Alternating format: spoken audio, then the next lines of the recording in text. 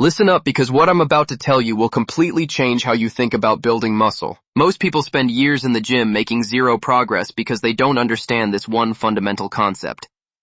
They think lifting heavy weights is enough, but they're missing the secret sauce that separates those who build impressive physiques from those who stay skinny forever.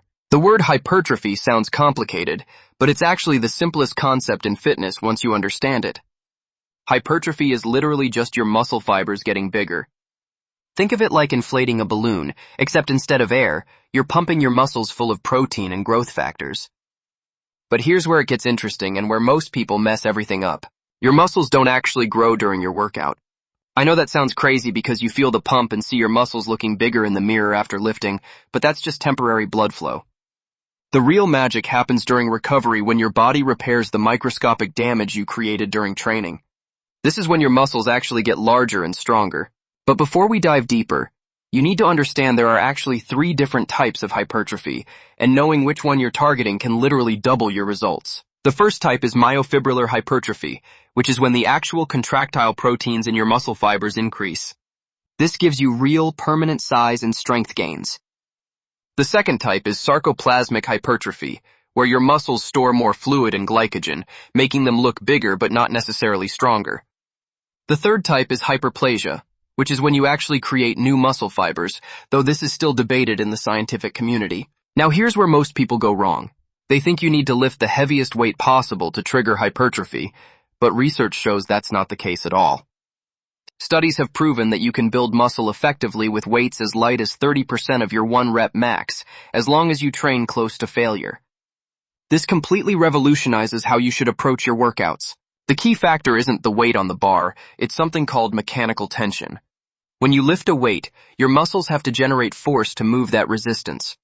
The longer your muscles are under this tension, especially when they're struggling near failure, the stronger the signal for growth becomes. This is why you can build muscle with lighter weights if you do more reps and really challenge your muscles. But mechanical tension is just one piece of the puzzle. You also need metabolic stress, which is that burning sensation you feel when your muscles start to fatigue. This happens because your muscles are running out of oxygen and starting to accumulate waste products. This metabolic stress triggers the release of growth factors and hormones that promote muscle growth. The third factor is muscle damage, which sounds scary but is actually necessary.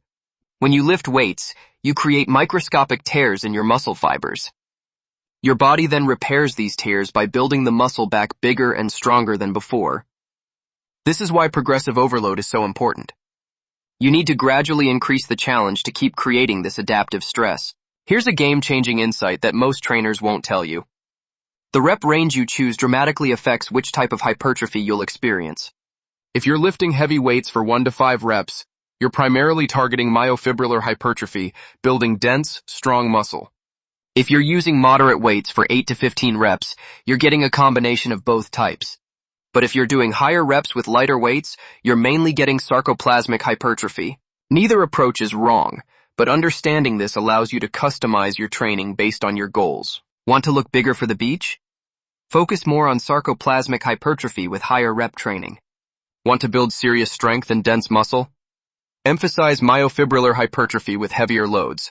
Time under tension is another critical factor that most people completely ignore. It's not just about lifting the weight from point A to point B. How fast you lift it and how long your muscles stay under stress matters tremendously. Slower, controlled movements typically produce better hypertrophy results than explosive lifting.